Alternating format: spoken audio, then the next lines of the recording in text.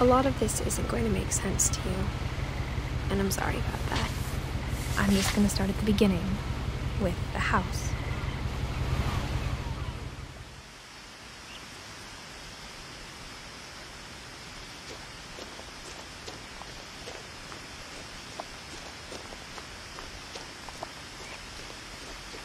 I lived here until I was 11, but I wasn't allowed inside half the rooms.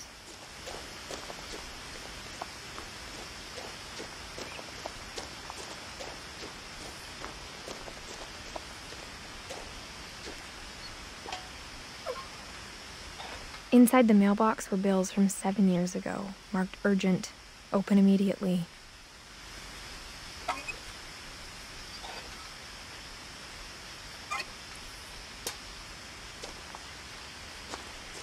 I hadn't been back since my brother Lewis's funeral.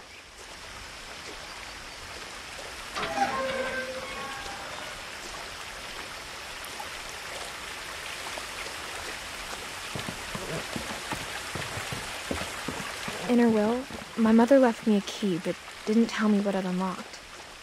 Maybe she thought I'd know, or she thought that the mystery would be enough to bring me back.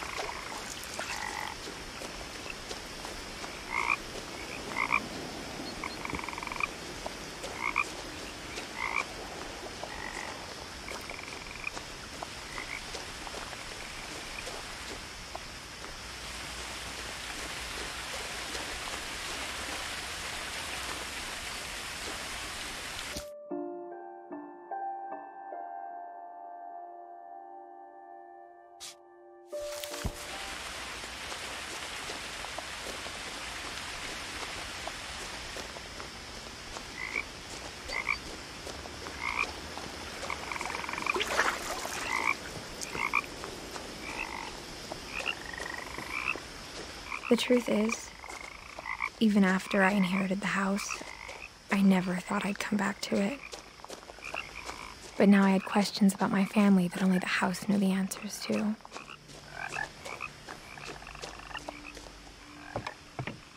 The woods around the house have always been uncomfortably silent, as if they're about to say something but never do.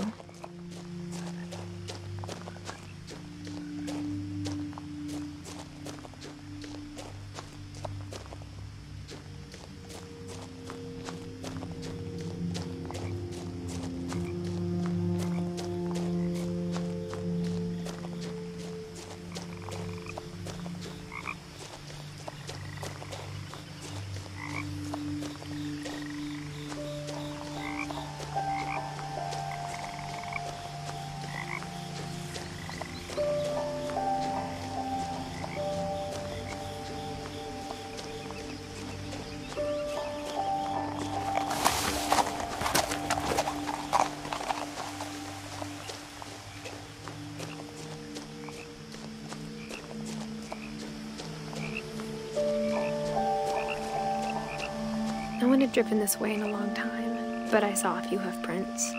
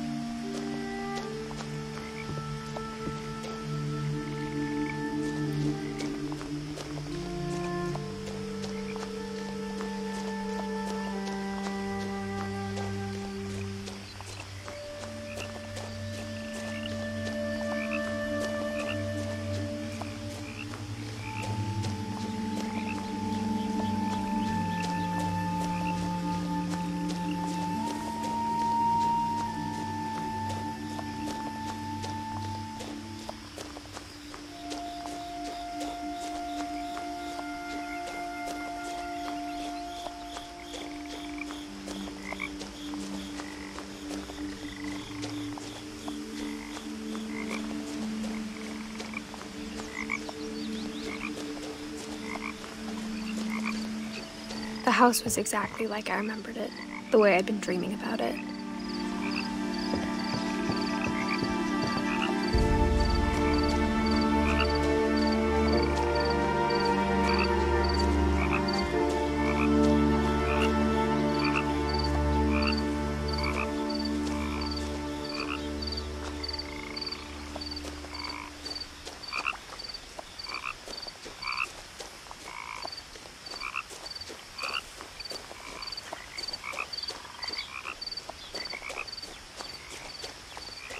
As a child, the house made me uncomfortable in a way I couldn't put into words.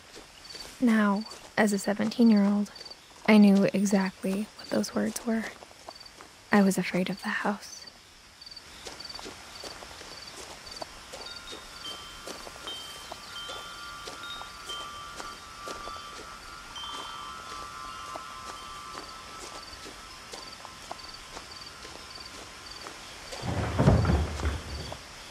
I heard something moving around in the garage.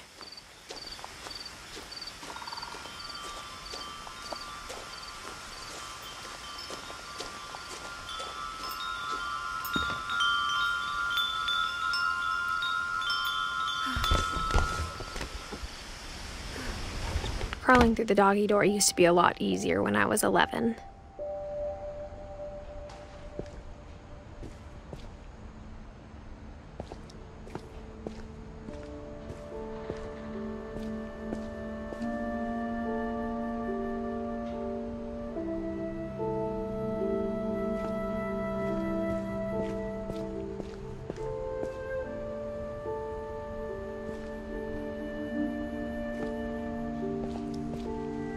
The power had been turned off the night we left.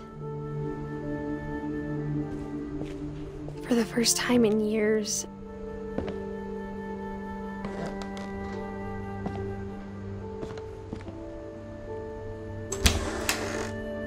I felt like I was home.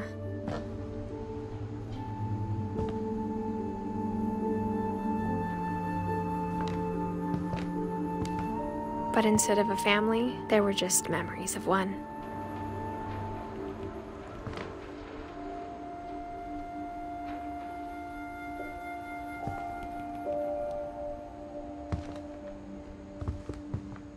Like how after Louis started working at the cannery, we all got sick of eating salmon. Except our cat, Molly. Or how only one restaurant would deliver to our house, so we had Chinese a lot.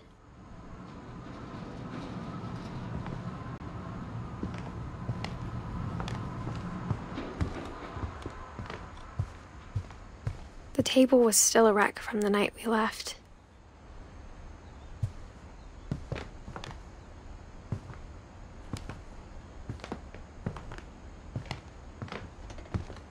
My mom was the only one of us who could imagine Great-Grandma Edie living in a nursing home.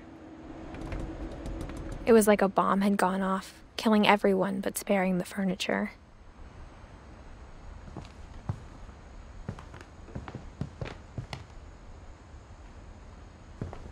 Nothing in the house looked abnormal. There was just too much of it, like a smile with too many teeth.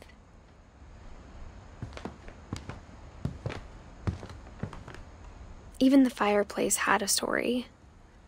Edie told me the bricks came from the original house, after it sank.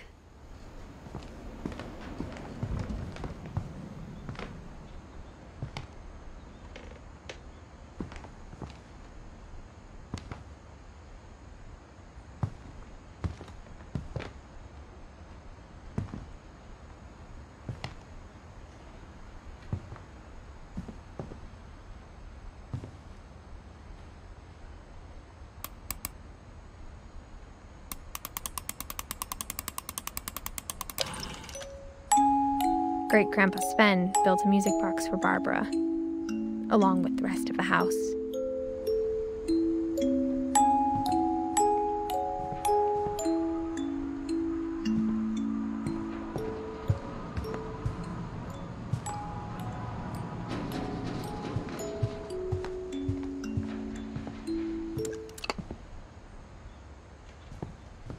A lot of things got left behind in the whirlwind of that last night.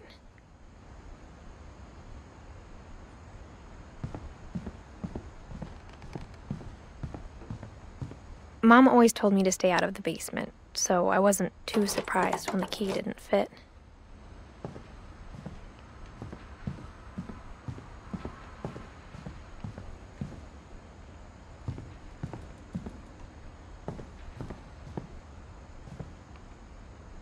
After Milton disappeared, Mom sealed up all the bedrooms. Then Edie retaliated and drilled peepholes.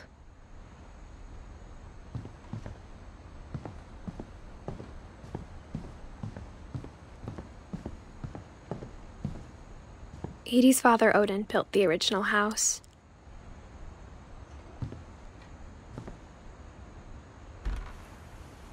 Barbara was a child star for 2 years, until America grew out of it.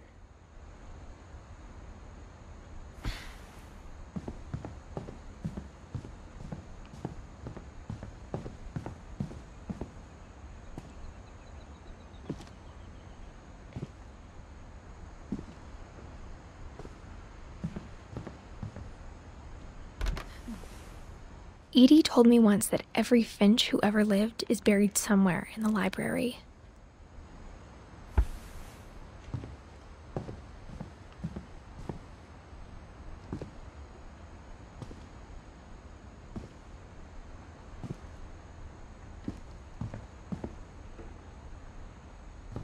I spent a lot of time playing in Great Uncle Walter's room.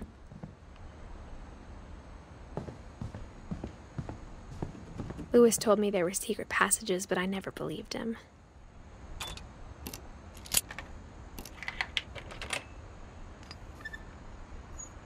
Turns out, my mom was really good at keeping secrets. Now it was time to find out what my mom had been afraid of.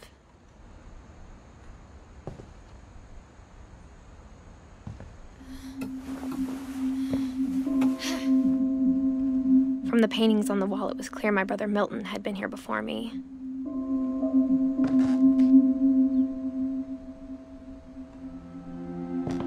Reading this, maybe it sounds like I had a plan, but I had no idea what was behind that door.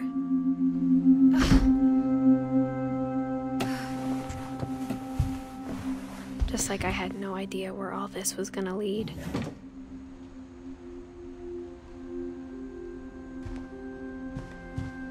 I grew up looking at Molly's room through the peephole.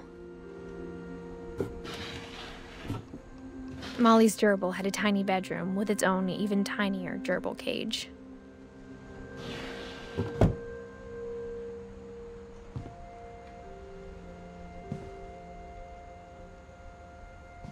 Being inside for the first time, I felt like I'd stepped behind a painting.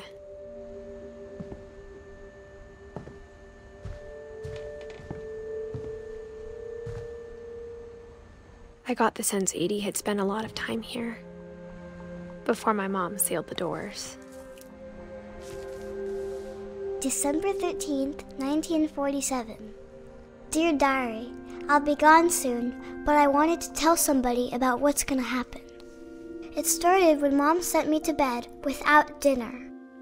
I woke up and I was starving, so I looked around for something to eat. The gerbil food was dry, but I didn't mind it.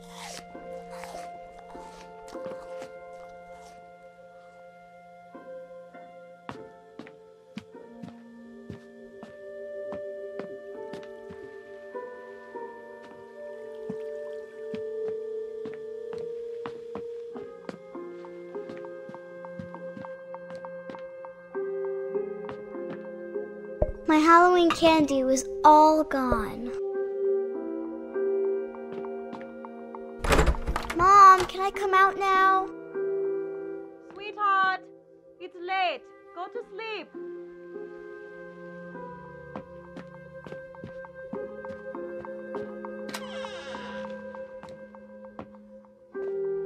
I kept eating and eating.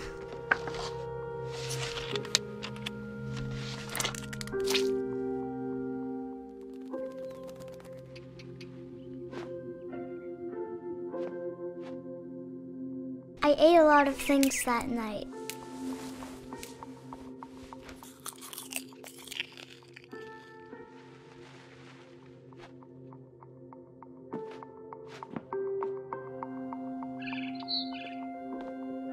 Then I heard chirping outside my window. It was a barn swallow going back to her nest. I reached out for her.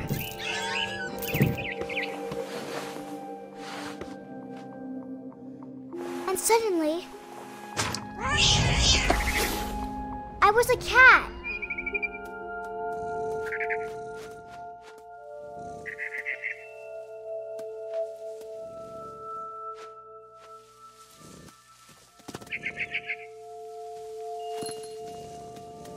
I tried to be quiet, but the bird was really scared.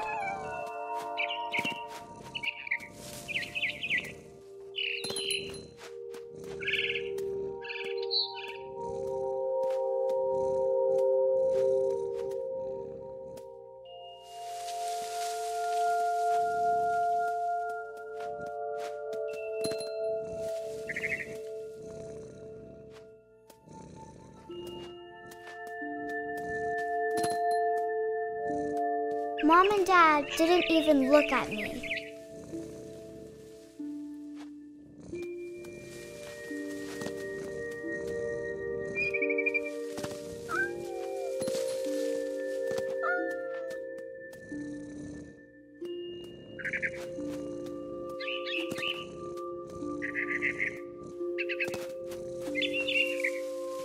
I jumped and I almost got her.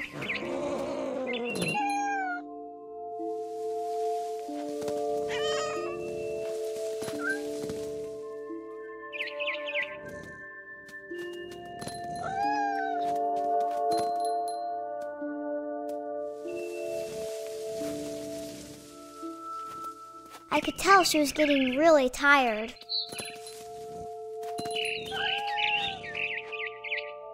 Now I was up in the big tree. I promised Dad I wouldn't climb it anymore. All I cared about was eating that mama bird.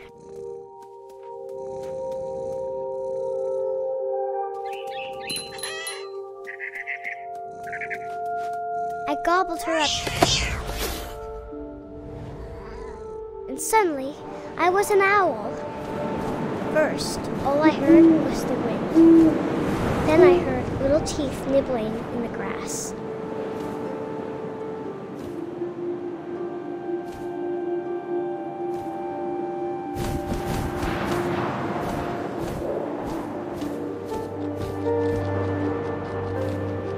Rabbits.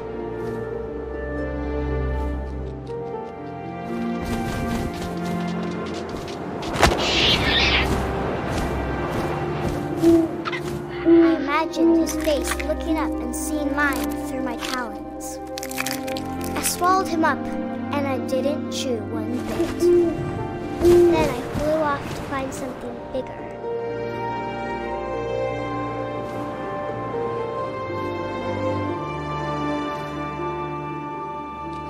A mama rabbit.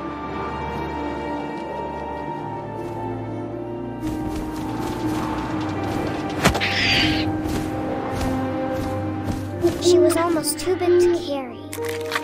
I started choking, but I couldn't stop eating.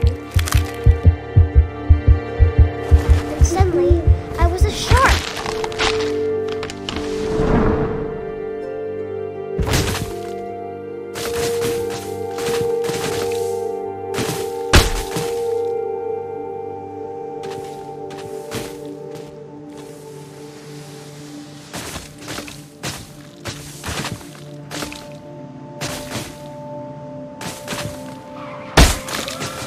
I rolled off a cliff and into the ocean. Now, I was hungrier than ever.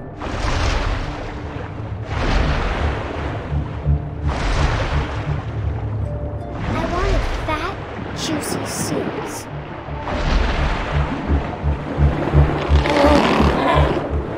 I tore off her flipper, and it tasted really good.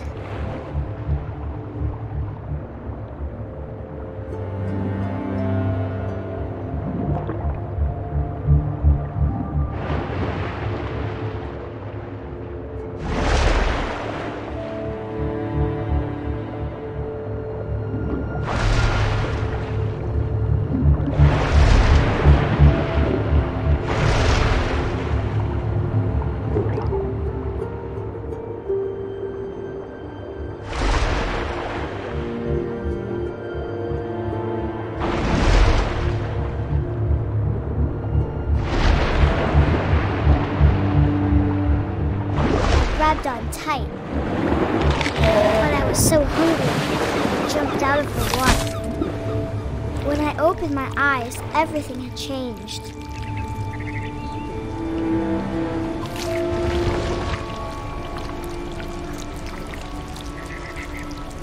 Now I was a monster, and I smelled people everywhere.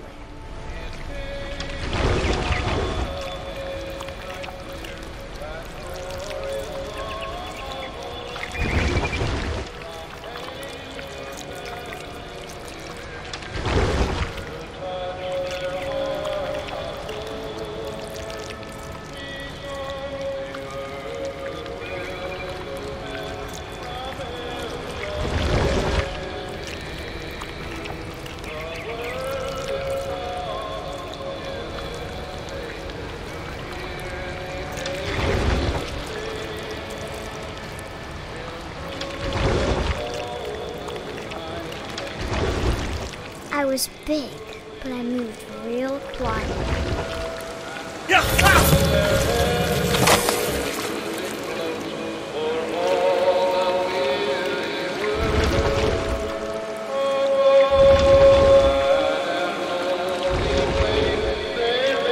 I wanted to stop, but also I didn't.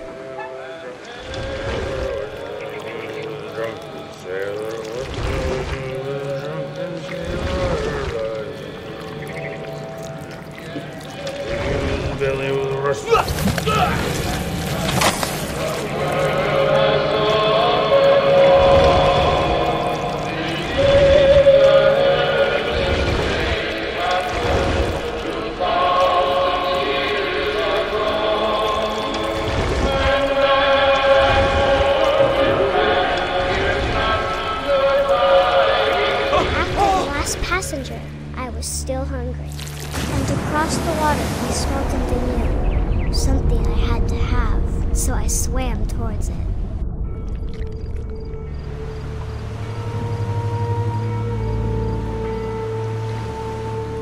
I slithered onto the sand, and the good smell went into an old pipe.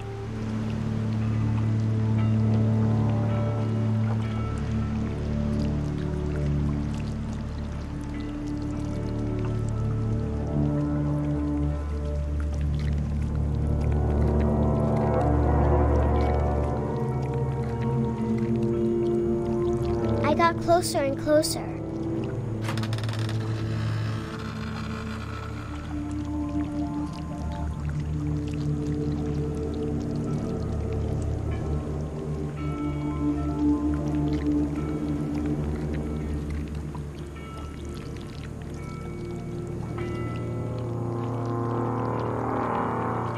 All of my stomach started growling.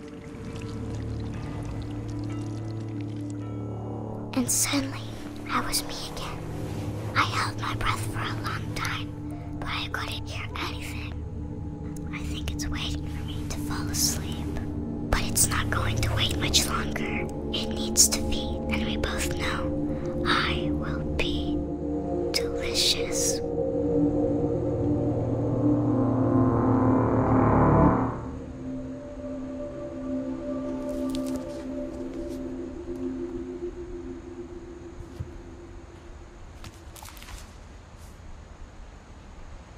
I'm not sure if I believed all of that, but I'm sure Edie would have.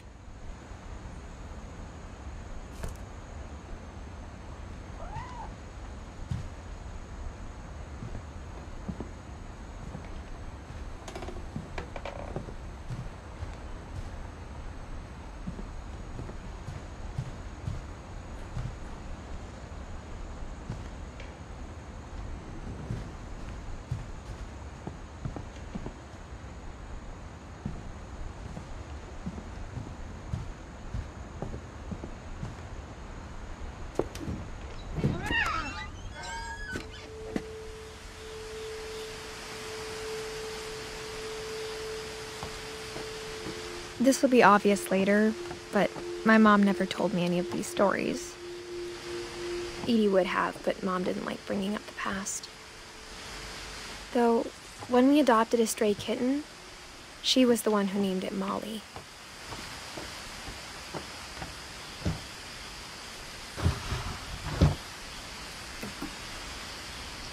I spent a lot of time in Great-Grandma Edie's room. We got along, and it was a good place to hide from my mom. When Edie told people Sven was killed by a dragon, she could also have said he was building a dragon-shaped slide that collapsed. One summer, they evacuated the island, but Edie refused to go. For a few weeks, she was a celebrity. I hadn't thought of myself as Edith Jr. for a long time. Edie gave a big interview about a mole man living under the Finch house. My mom was furious.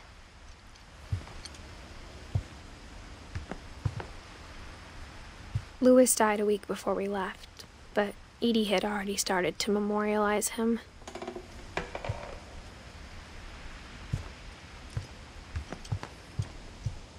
Even in her 90s, sometimes Edie seemed a lot younger than my mother.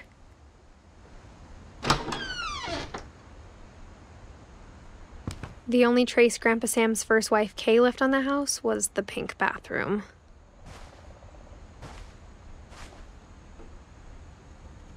It was a pretty big trace.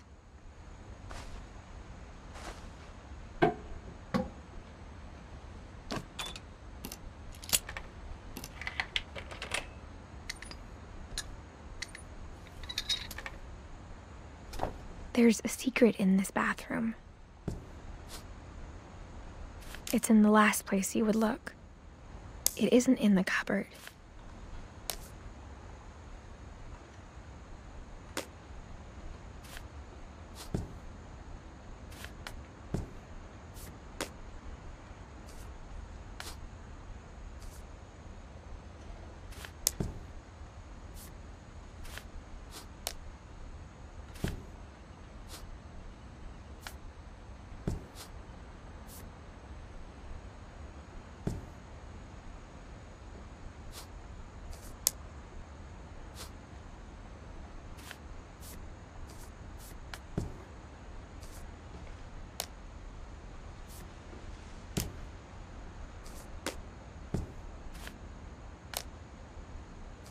It's hidden in this book.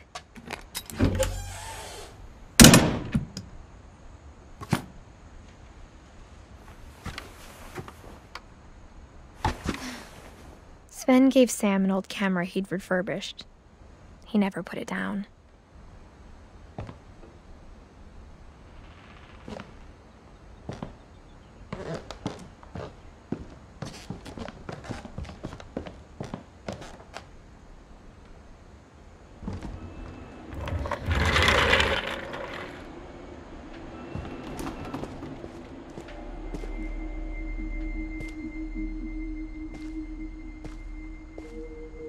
I knew Grandpa Sam had a twin.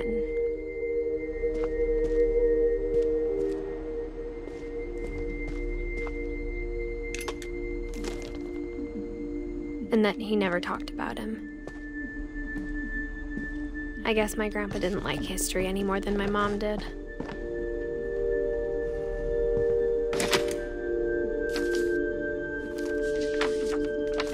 How I Want to Remember My Brother by Sam Finch.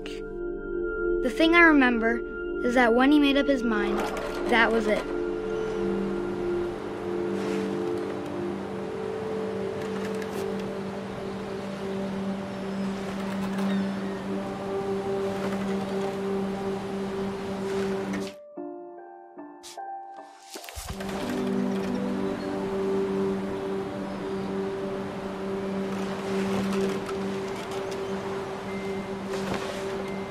My brother said he'd die before he ate another mushroom. And he did. At Barbara's funeral, we swore we'd never be afraid again. And he wasn't. I think Calvin always wanted to fly. Sam! Calvin! Dinner's ready! Coming! But that day, he finally made up his mind to do it. I told him going around was impossible. Maybe if I hadn't said that. Calvin! I'm not gonna tell you again! Maybe if the wind hadn't picked up, then maybe he'd still be here. But I doubt it. I think he'd already made up his mind. That's what I want to remember about my brother.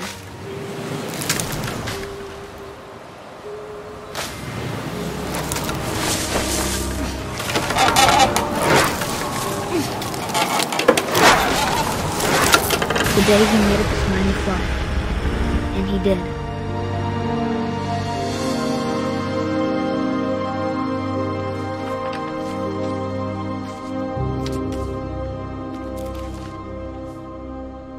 Calvin's story felt strangely familiar.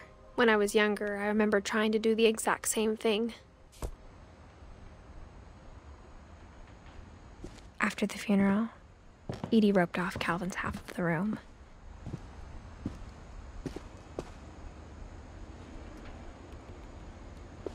Mom said Grandpa Sam enlisted at 18 and never set foot in the room again.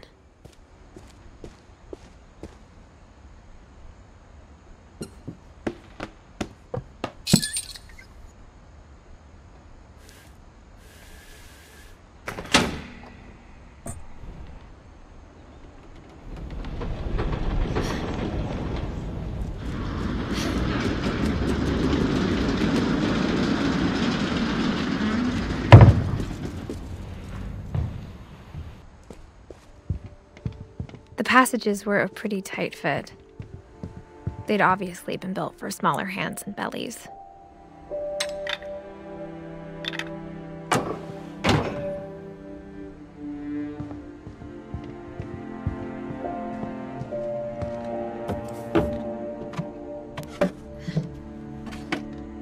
Growing up, I always thought of Barbara as a child star.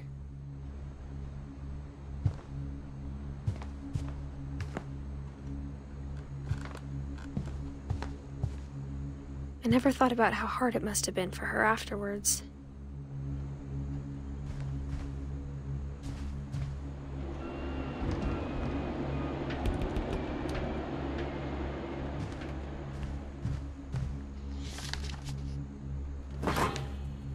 Of all the stories people wrote about Barbara's death, I'm surprised Edie saved this one.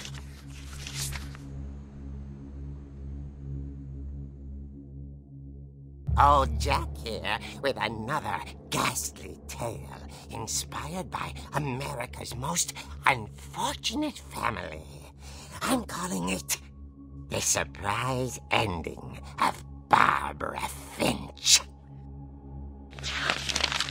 As a child star, Barbara was famous for her scream.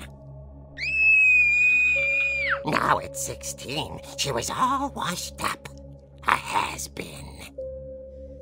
But in a lucky break, she'd been asked to perform her signature scream at a local convention for monster movie fans. It was just the boost her career needed. Unfortunately, her scream hadn't aged well. Getting better. I think you just need the right motivation. Her biggest fan and current boyfriend, Rick, was about to demonstrate when... Now that was a great scream. It was Barbara's father, Sven. He'd slipped into a table saw and had to be rushed to the emergency room. So Barbara got stuck babysitting her youngest brother, Walter. Her convention comeback was cancelled. Okay, I'm hearing frustration, but I'm not hearing terror. What if I tried... A gang of hoodlums in Halloween masks have been terrorizing Orcas Island tonight. Police are urging residents to... That came from the basement. You're right! Also, I loved your delivery on that. Why is your basement door locked? Because my dad likes making puzzles and secret passages. There's a key hidden in the music box. The secret is to keep winding and winding until finally the key pops out. Thanks, babe. I'll be back in a sec. 20 minutes later, Rick hadn't returned. So Barbara went to look for him, right on cue. She reached for the music box. And as she wound the key, she listened for Rick, but the house was silent.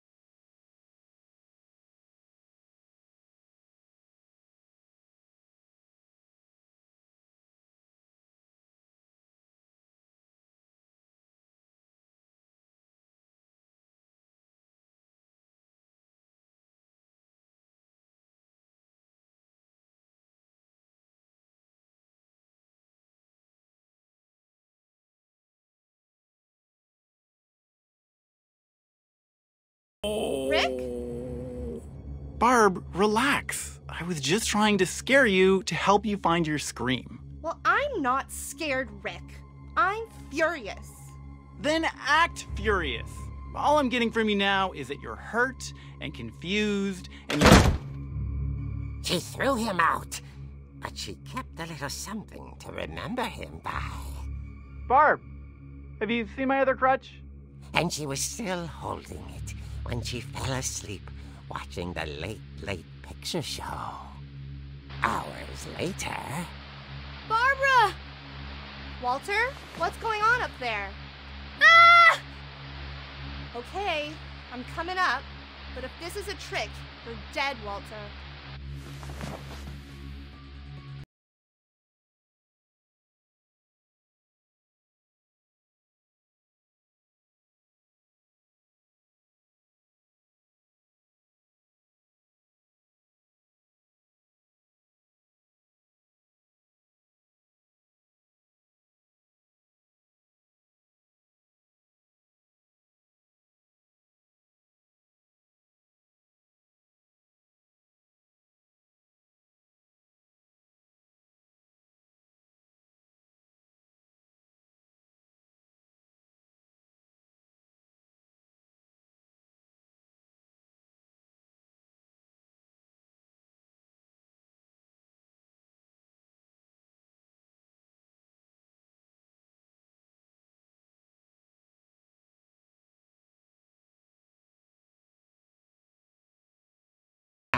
And was speechless. He was quite smashing. And here he was. He couldn't get enough of Barbara. Okay, Barbara.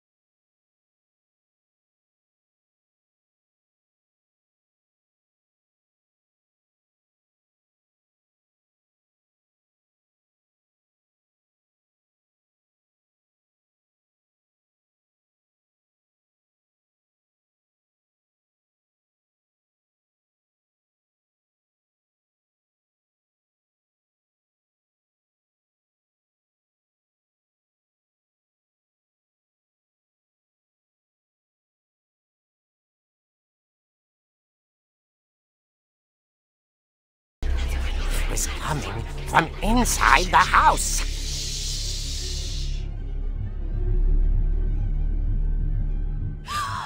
Oh dear.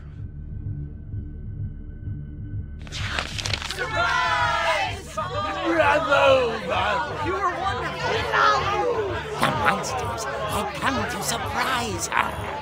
For Barbara, it was a dream come true. Then she saw what kind of monsters they were, and she realized what was about to happen.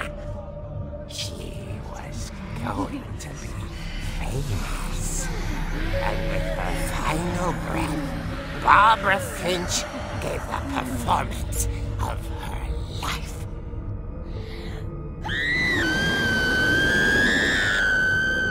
I wasn't there myself, but I hear Barbara was magnificent. Poor girl. She had a taste for stardom. But unfortunately, so did her fans. Of course, the police blamed it all on poor Rick, who disappeared the same night.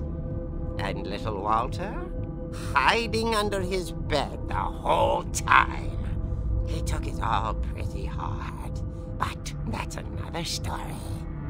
As for Barbara, tucked inside the music box is all they ever found of her. Her ear. Now that's what I call a real eerie tale.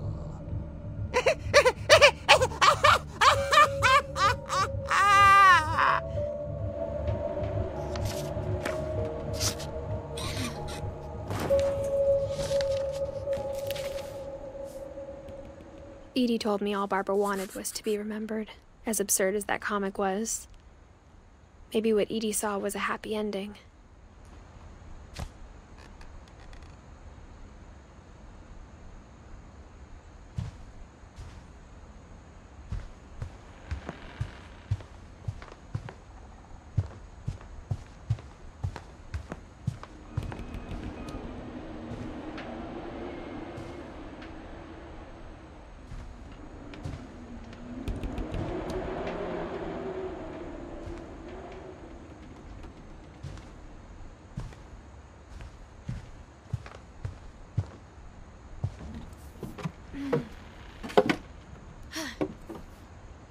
I guess now I know why Mom didn't like me playing with the music box.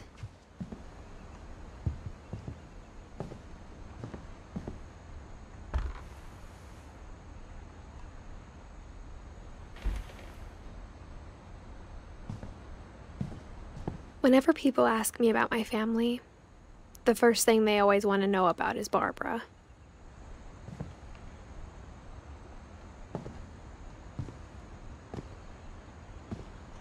It's funny.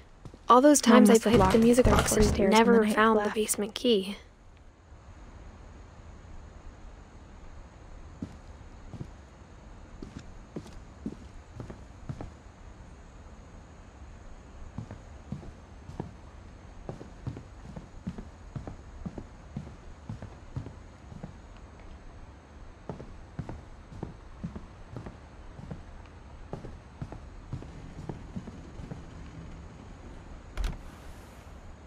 Molly always seemed like a girl I could imagine being friends with, if she hadn't died in 1947.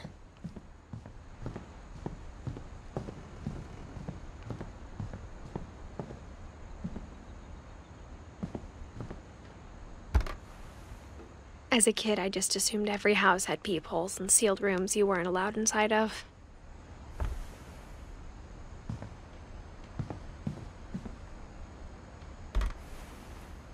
The last time I was in Edith Sr.'s room, I was 10 and she was painting my portrait.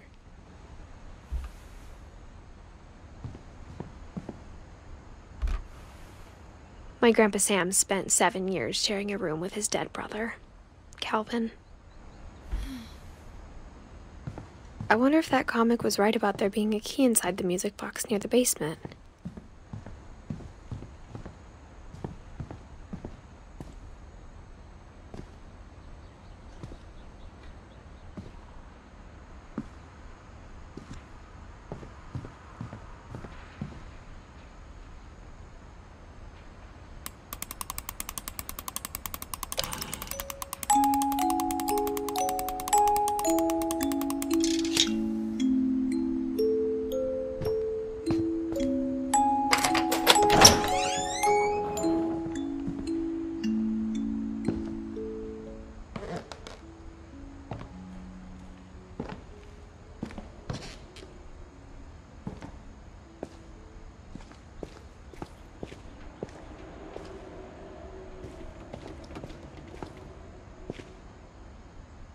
Mom said the basement was off limits, unless I wanted another tetanus shot.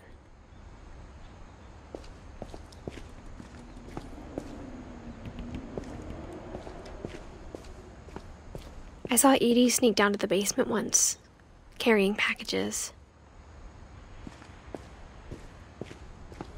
I thought maybe she was hiding presents.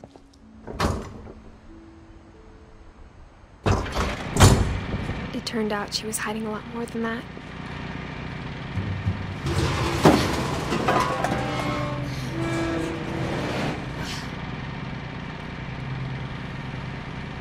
I remember asking Mom once about where Walter had gone. She said after Barbara died, he got as far away as he could. If there's a pattern in all these stories, I think it's that none of us has gotten very far.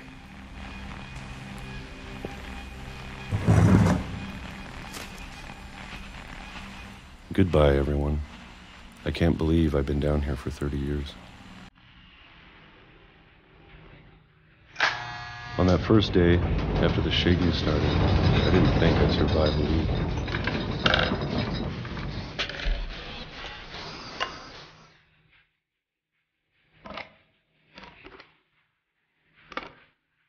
But after a few days, I settled into a routine. That's what kept me sane. Having a schedule, living for today. I always expected to be dead tomorrow. But if you wait long enough, you get used to anything.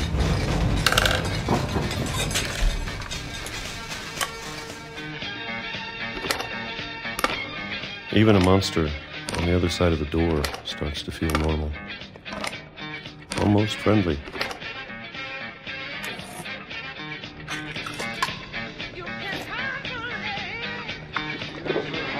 And then one day, everything just stopped. Whatever that thing was, it was gone. Maybe it got tired of waiting. Or maybe I just got tired of being afraid.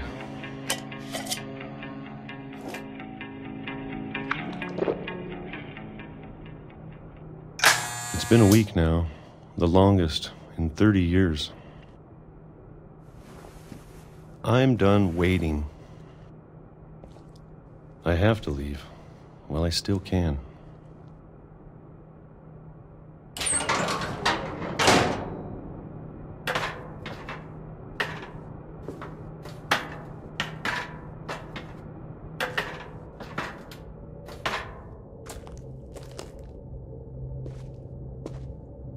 I know it's out there, somewhere. Whatever killed Barbara and Molly and Calvin. Maybe this is all a mistake. But I need to stop living the same day. Even if it kills me.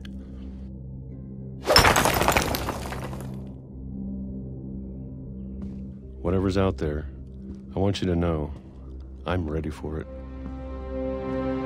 I'm going to appreciate all of it, especially the food. I don't mind if I only have a year left. Or a month. Or a single week. I'd be happy with one more day. I can already imagine the sun on my face.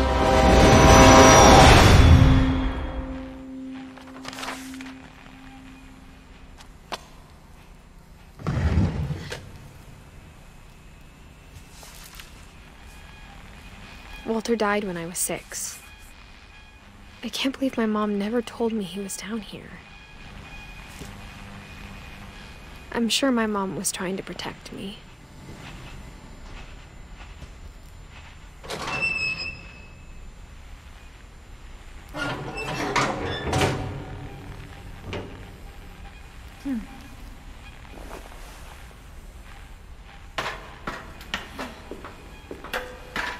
Maybe she was afraid I'd end up like Walter. But if she never told me about an uncle under the house, I can only imagine what else she was hiding. I don't want to make the same mistakes she made, trying to bury something that's still alive.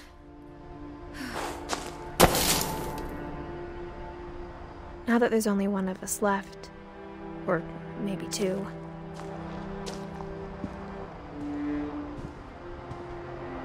I thought it was time I heard the stories for myself and found out what happened to everyone else. But now I'm worried the stories themselves might be the problem. Maybe we believed so much in a family curse, we made it real.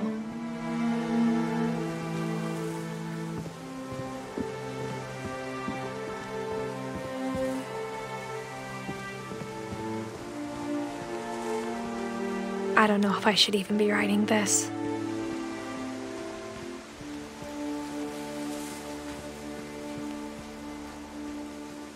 Maybe it'd be better if all this just died with me.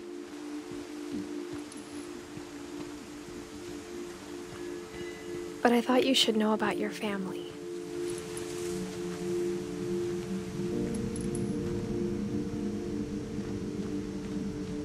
And the history you're a part of.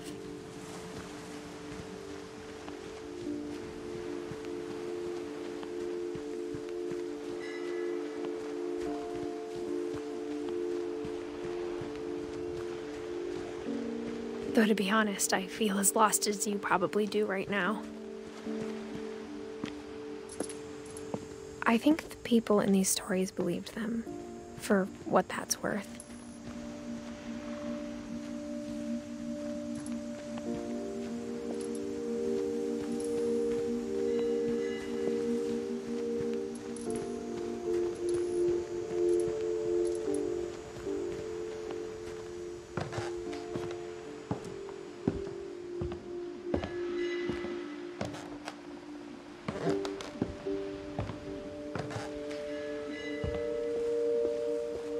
And when you look at the house, that history of imagination and stubbornness and madness, any of it seems possible.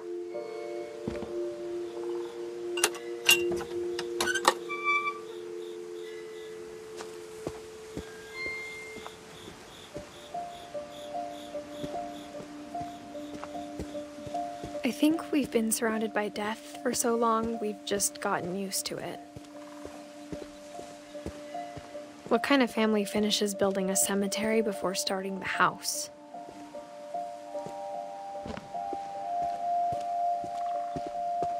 It's embarrassing for me to admit this, but the pet cemetery made me more uncomfortable than the human one. 3 of the gerbils were mine, and 2 had been my fault.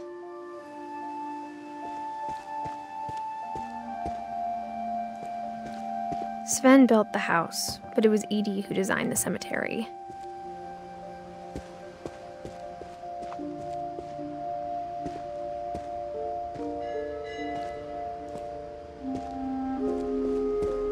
I'm sure Odin's monument had been Edie's idea.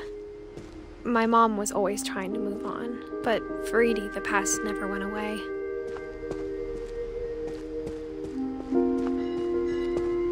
She could see it poking out of the water at low tide.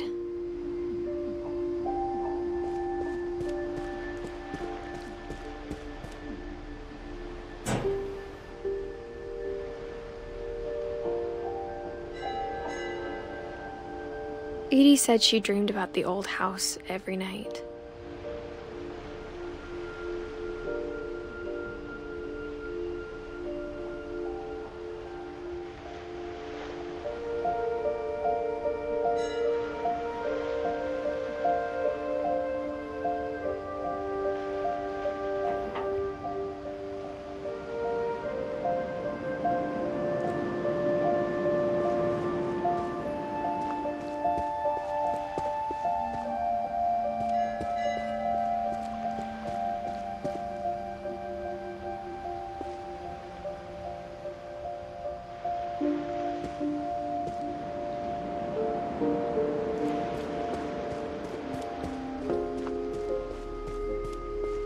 Edie's side was always easier for me to understand. But the older I get, the more I can see where my mom was coming from.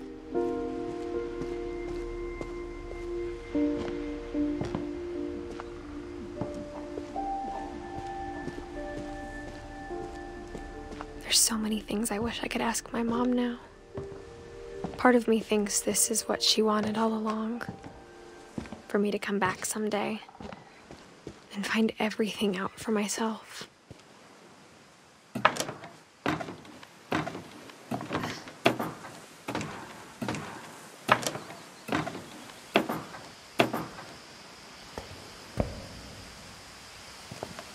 But looking back on it now, if she told me there was going to be so much climbing, I never would have come when I was 22 weeks pregnant.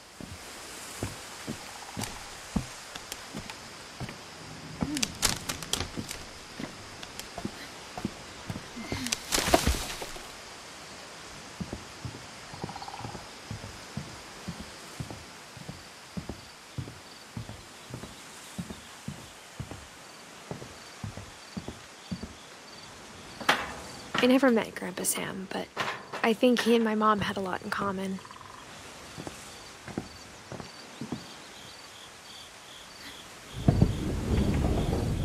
They were both pretty intense.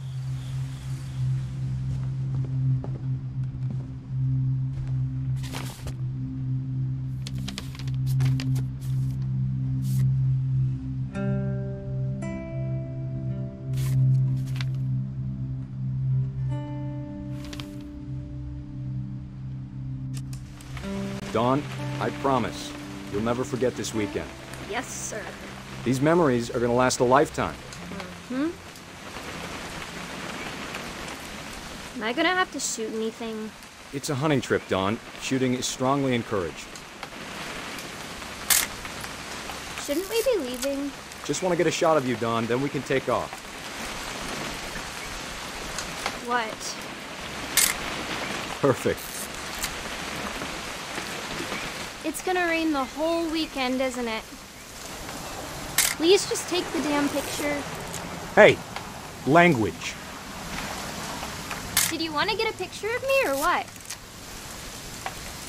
I will never forget this weekend, Dad. That's the spirit. Smile, Dawn. Okay, got it. I'm gonna take some pictures, okay? Just be careful. That camera's older than you are.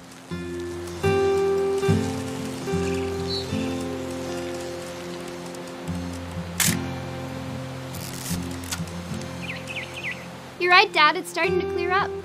Still freezing, though.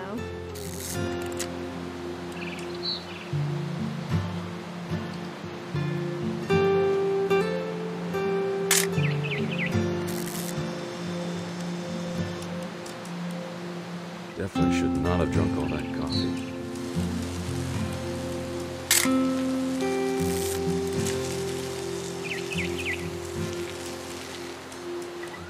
Nothing quite like being outside. Hold still while I take a picture of you. I definitely... Hey! That's a keeper. Oop. A little more gas in the tank, I guess. I'm just saying, I'm not always gonna be here, Dawn. You'll need to remember this stuff, if you want to survive. I'll be fine, Dad. You know who else thought he was gonna be fine? Some guy who died. Dawn, I'm being serious. I know, Dad.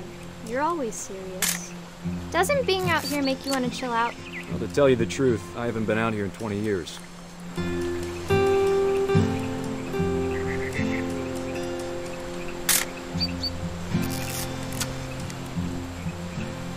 Last time I was with my brother Calvin. Man, that was a great trip. Your grandpa Sven taught us how to fish, how to build a fire. We found an old logging trail with deer everywhere. I bet if I could remember where that trail was, we'd spot a buck for you in no time. Give me a minute to check the map.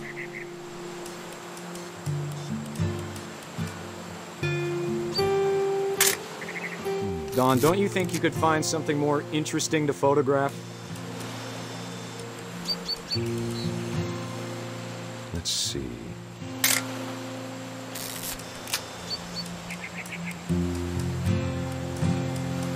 Maybe.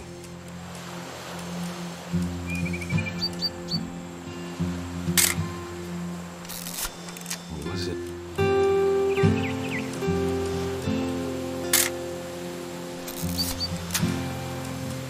Could have been.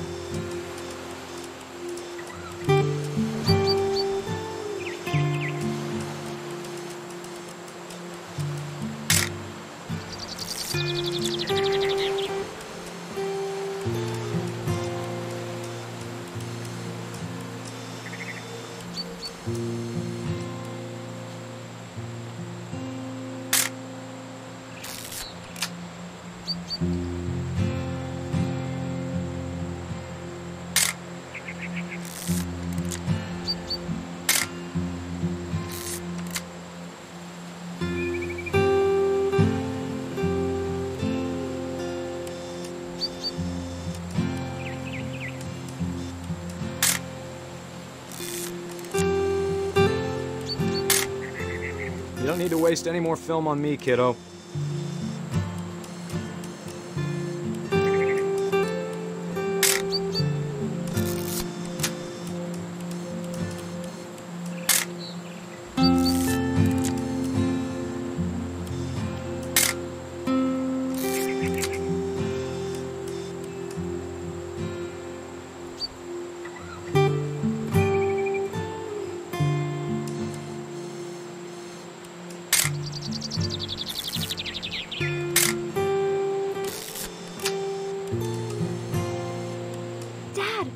Good eyes, Dawn.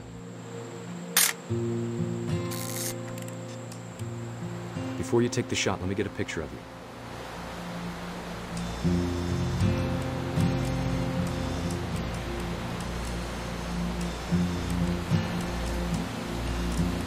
Dad, I... Just breathe. Turn up. Let me get behind you. Do I have to do this? Dawn, you don't have to do anything. Great shot, Dawn!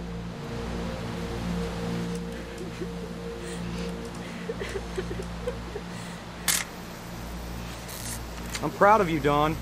Always remember that, okay?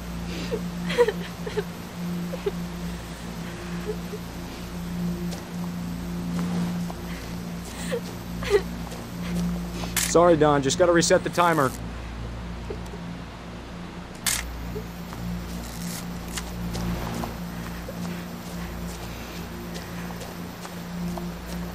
Dad, it's twitching. I think That's it's totally so... normal, Dawn. Just focus on the camera. Try not to think about— Dad!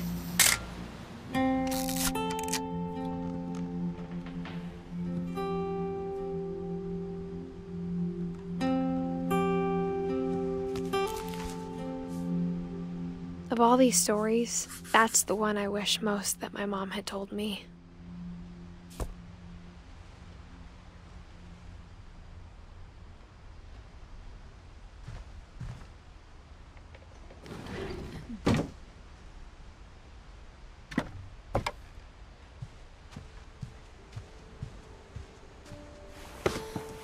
After Sam died, my mom and Edie got really close. They'd both lost a lot.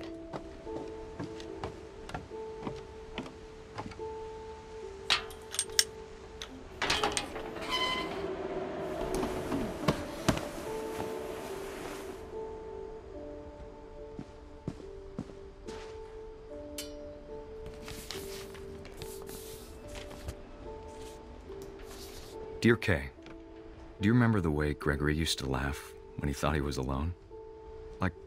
Something funny was happening, but only he could see it.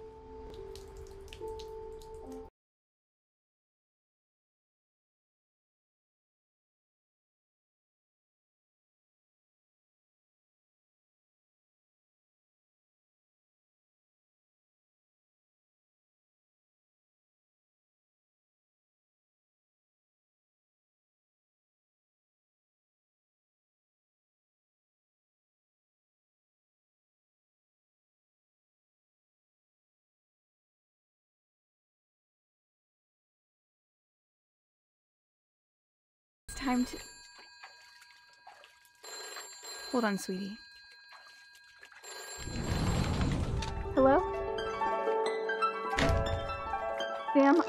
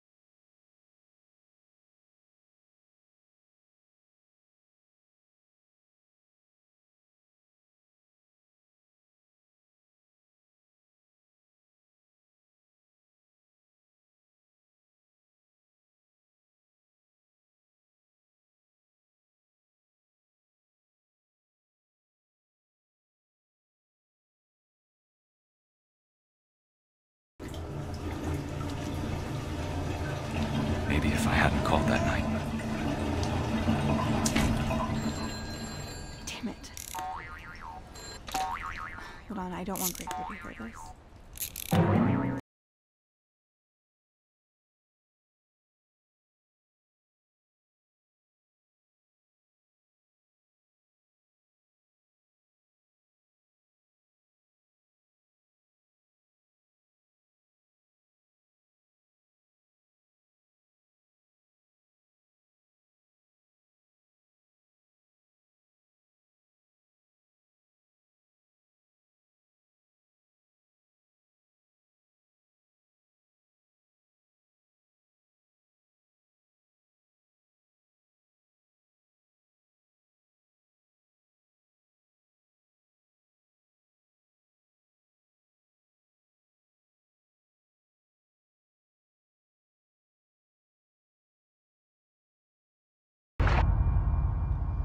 Good luck, Kay.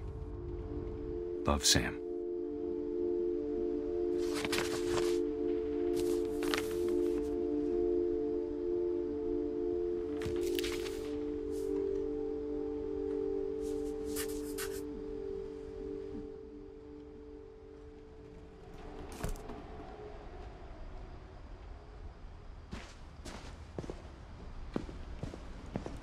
I can't imagine my mom ever writing poetry, and yet...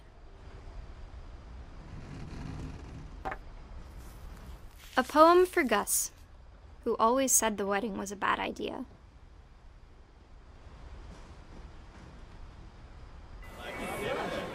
Our father never hit us kids, at least not very hard, before the day my brother said with teenage disregard that he'd be dead before he'd see a wedding in our yard.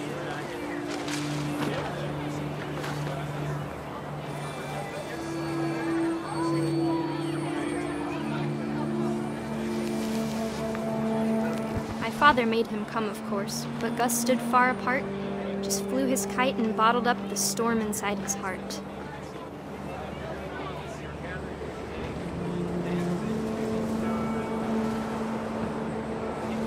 I tried to talk him out of it, but though he'd never met her, "We don't need a stepmom," were the words that I now pronounce you husband and wife. You may kiss the bride.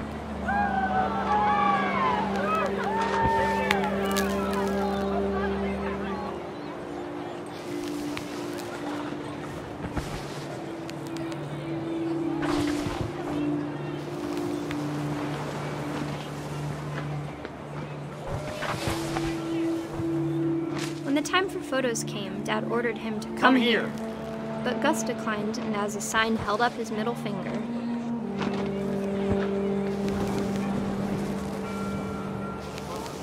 The wind picked up, and panicked geese appeared and quickly went. But all the humans did that day was go inside the tent.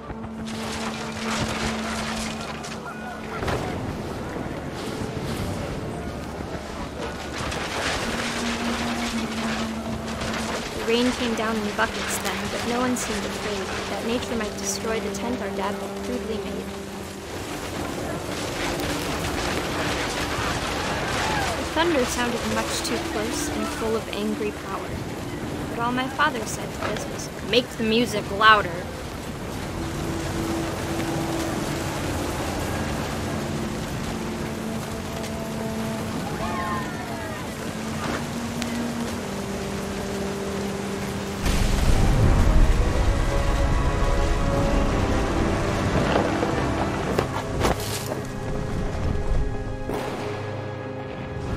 I wish that I could truly say I thought about you on that day. Out there on the beach alone, just you, the wind, the sea, and foam. But I didn't, until we found you.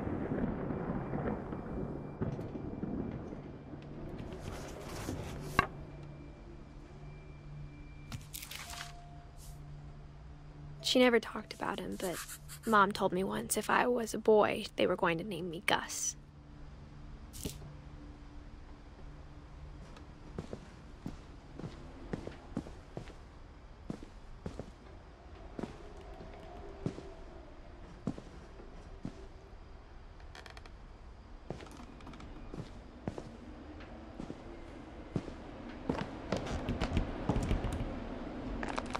My mom moved up to the loft after her brothers died. At the time, it was as far away as she could get.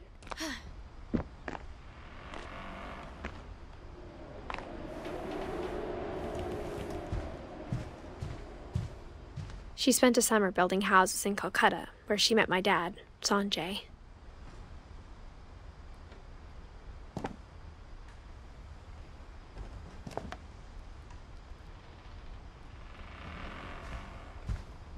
Religion was another thing my mom never talked about, but I think it helped her a lot after her dad died.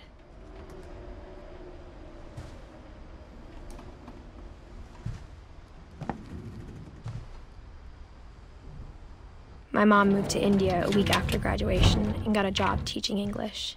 Louis was born a year later.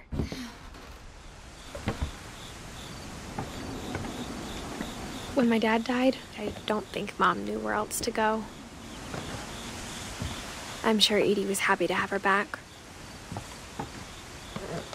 The house had to get a little bigger, but Edie was used to that.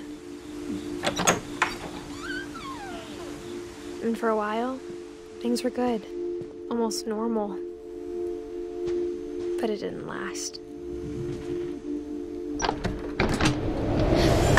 The beginning of the end was Milton's 10th birthday, when Edie gave him a castle.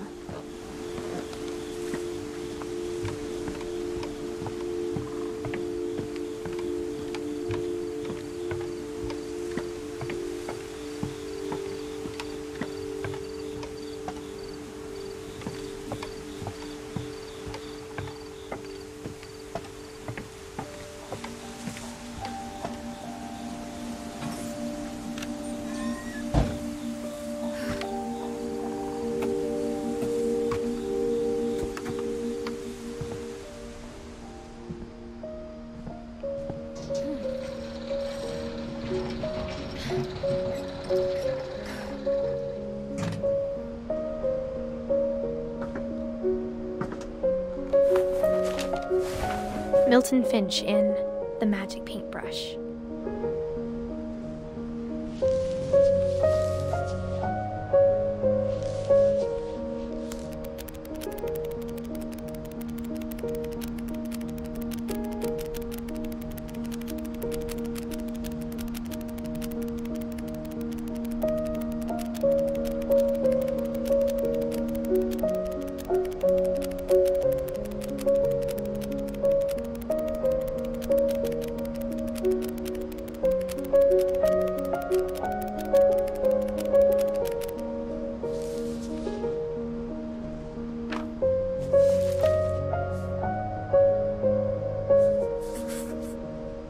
was 4 when Milton disappeared.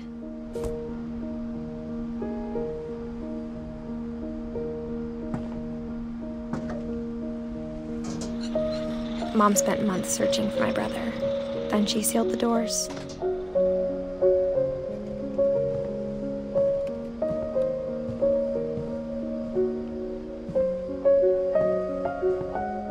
Whatever Milton had found in the house, Mom didn't want it getting out.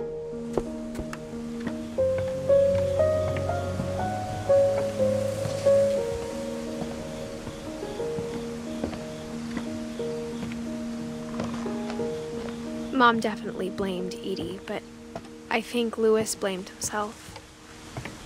After he graduated, he just spent more and more time in his room, until Mom got him a job at the cannery. Everyone always told me to stay out of Louis's room, except Louis.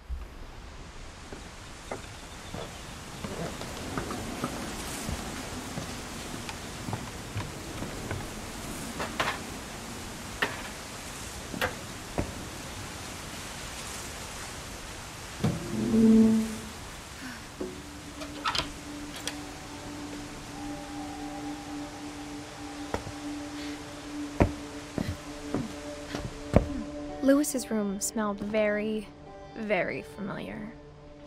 That part of him lived on. Louis and I spent a lot of time playing games together, but he was surprisingly bad at them. He died a lot.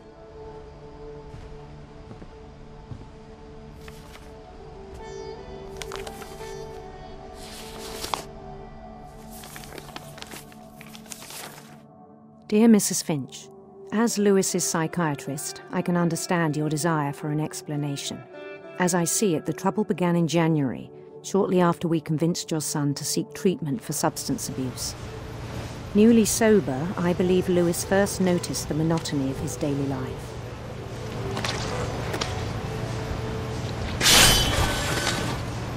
He kept working at the cannery, but he withdrew part of himself. In our sessions, I saw the same behavior. His mind began to wander.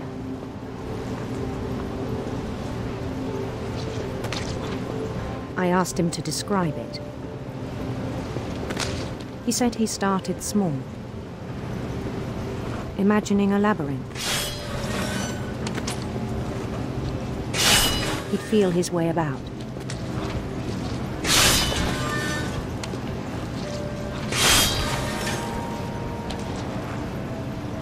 Then something moved.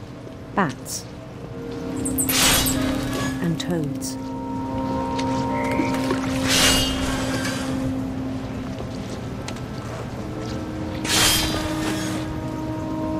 And things that have not names. He knew it was all in his head.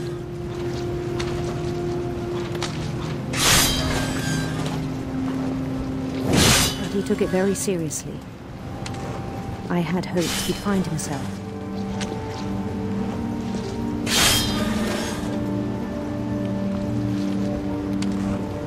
But he found something more. I worried about him then. Daydreaming at the cannery, I spoke with his boss. But he said Louis had become a model employee. Methodical, tireless, focused. Like a whole new Louis. So I let him go on.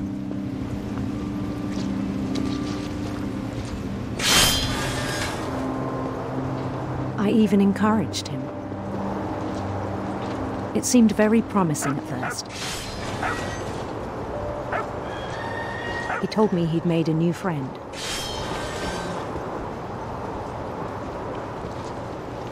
On the edge of a city he named Louis Topia. He built the city up slowly, brick by brick. Then he made musicians.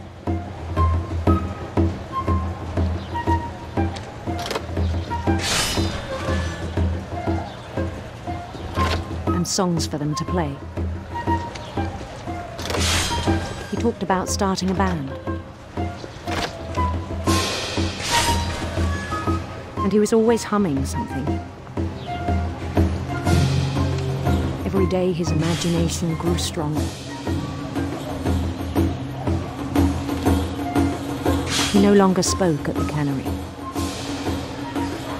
but his chopping was as reliable as ever. Then one day it struck him that all the cheering crowds, even the stones under his feet, were all in his imagination, so he could do whatever he wished.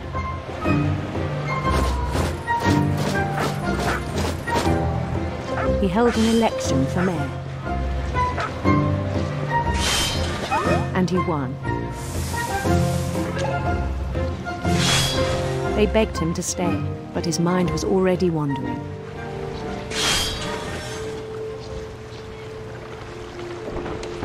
It became a game for him.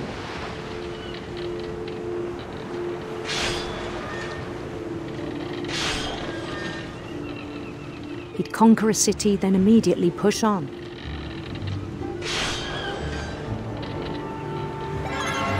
New Louisville.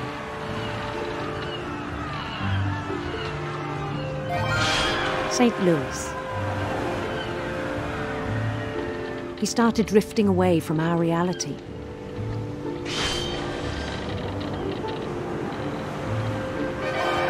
Minneapolis, until one day he forgot to go home from the cannery. Even as his mother pleaded with him, part of Louis kept sailing on.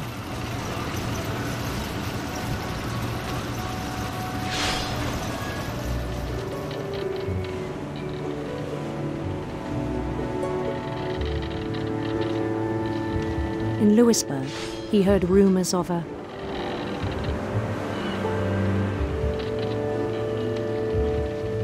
beautiful prince.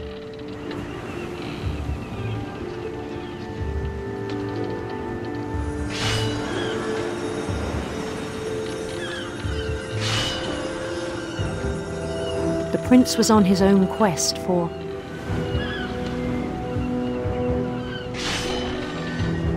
radiant rainbows.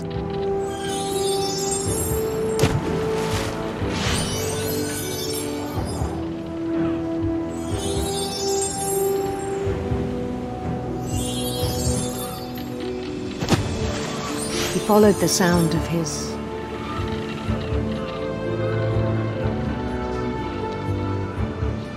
silver harp.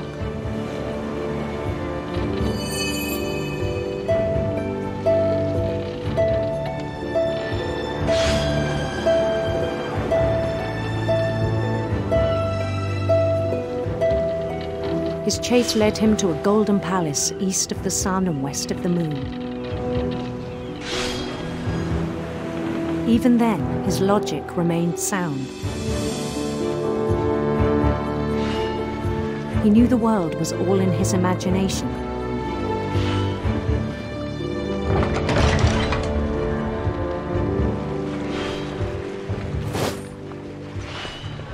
But he was so proud of having created it.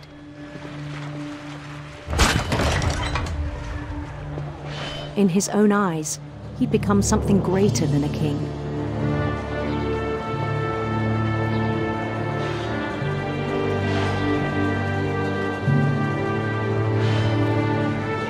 For someone who'd never known success in the real world, I think it was overwhelming. And then it struck him that the real Louis was not the one chopping salmon, but the one climbing the steps of a golden palace.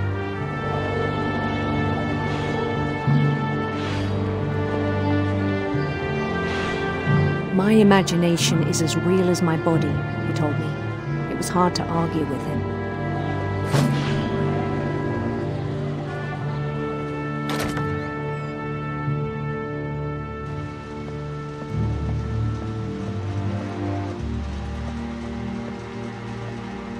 He began to forget the world we know.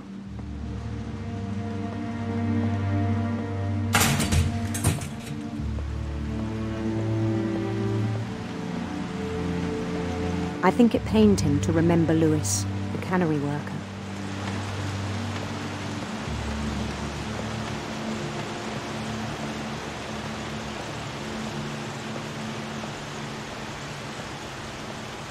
He began to despise the man with a royal contempt.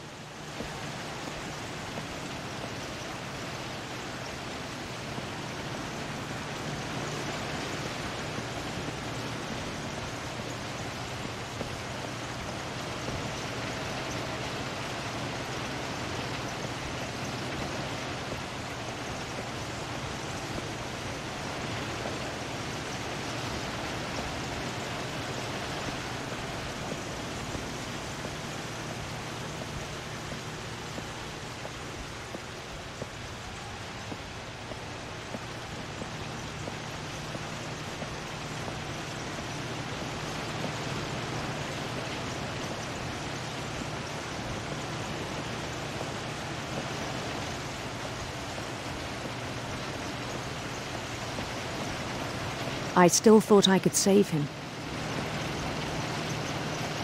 Even after he said he was being crowned king over all the lands of wonder. The palace would be packed with his companions.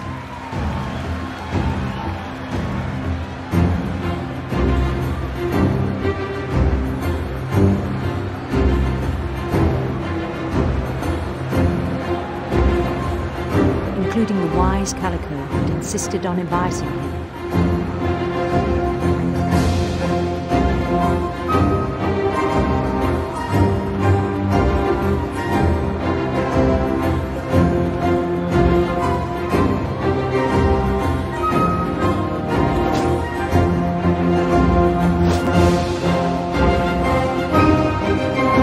His prince waited, holding his crown.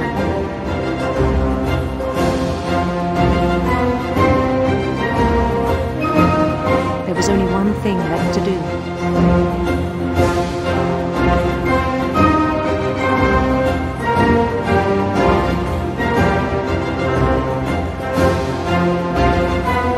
Bend down his head.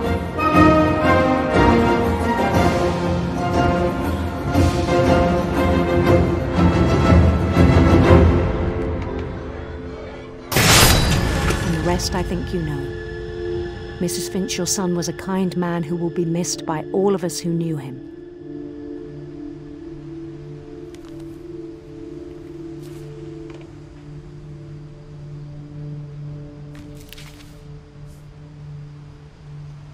My brother was really cool.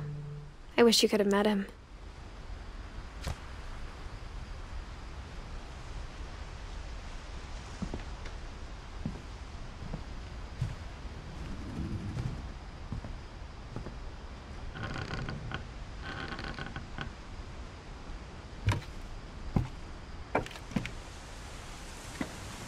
On the way back from Lewis's funeral, my mom told me to start packing. She waited until the day before we left to tell Edie. I'm not sure if she wanted to make it easier or harder.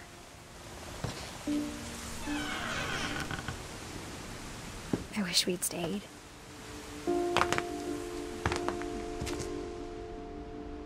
But I understand why we left.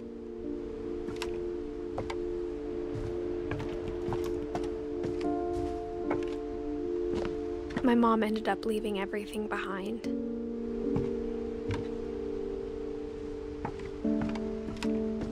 What happened that night had been coming for a long time. Maybe it should have come sooner.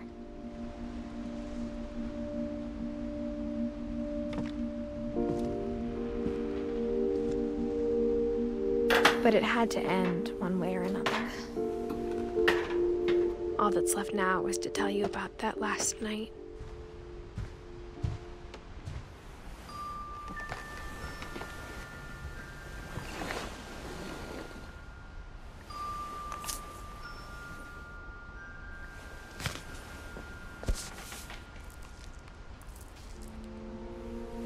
That whole last day, Edie just watched us pack and didn't say a word. Until supper, when she raised her glass and said, "To our final night together, and all our final nights apart." Grandma, you know what I said about alcohol. Some of your medications are very Edith, specific. I left a present for you in the hallway. Why don't you go open it? The grown-ups have to argue now. I'm sorry, you're right. We're all leaving tomorrow. Let's just enjoy our last... I'm not leaving. Edith, you're excused.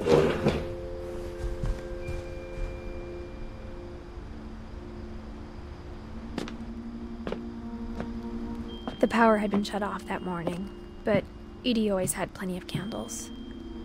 When my mom sealed the library, I don't think she knew about the other entrance, or that Edie had a key to it.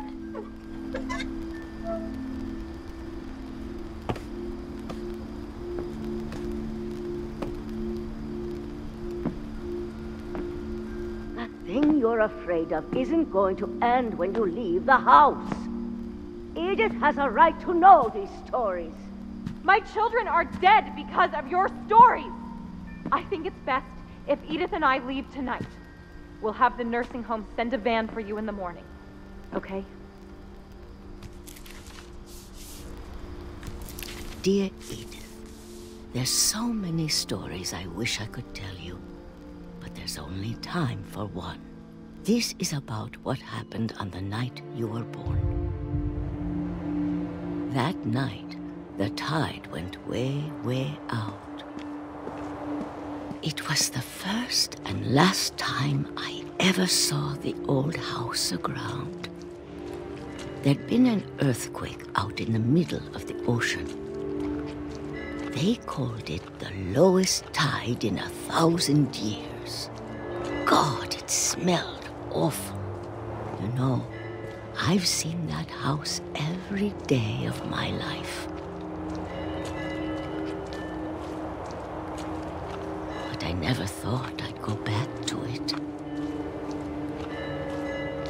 When the fog rolled in, I lost my way.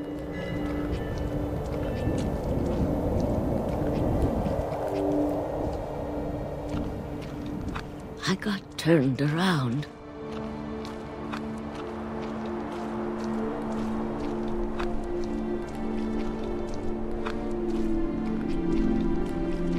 For a while, I wandered. I started seeing things.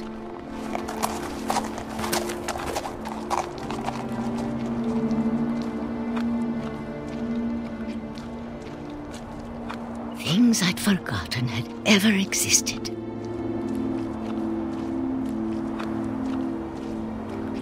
But when I saw them, they felt like old friends. That night, a lot of things came back to me. Or maybe I came back to them.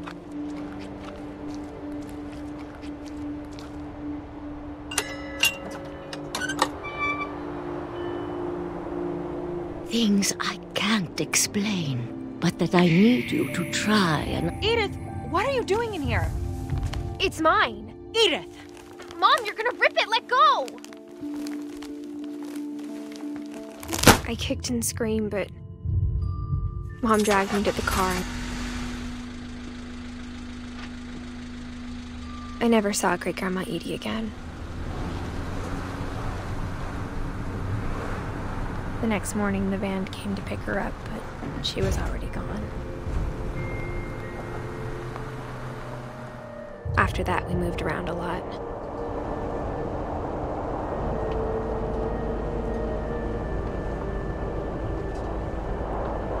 We both tried to make the best of it.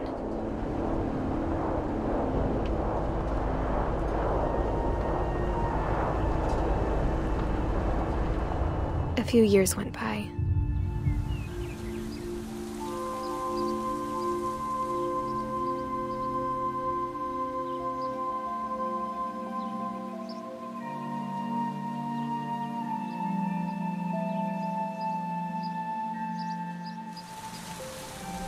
My mom didn't like to talk about it, but she started getting sick a lot. The rest happened pretty quickly.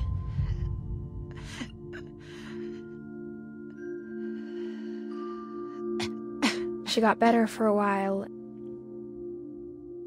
and then she didn't.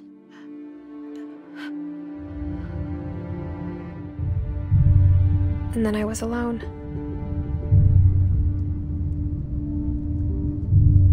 The last Finch left alive.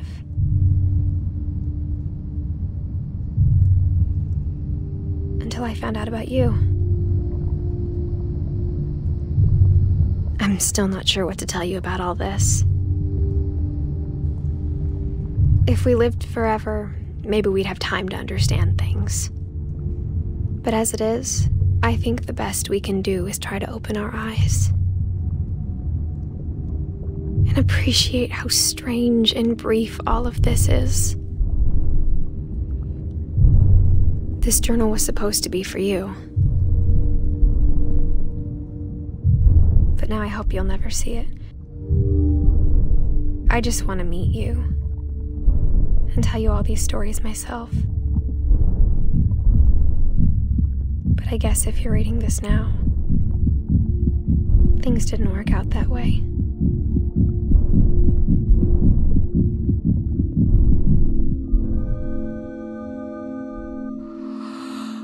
This is where your story begins. I'm sorry I won't be there to see it. It's a lot to ask, but I don't want you to be sad that I'm gone. I want you to be amazed that any of us ever had a chance to be here at all. Good luck.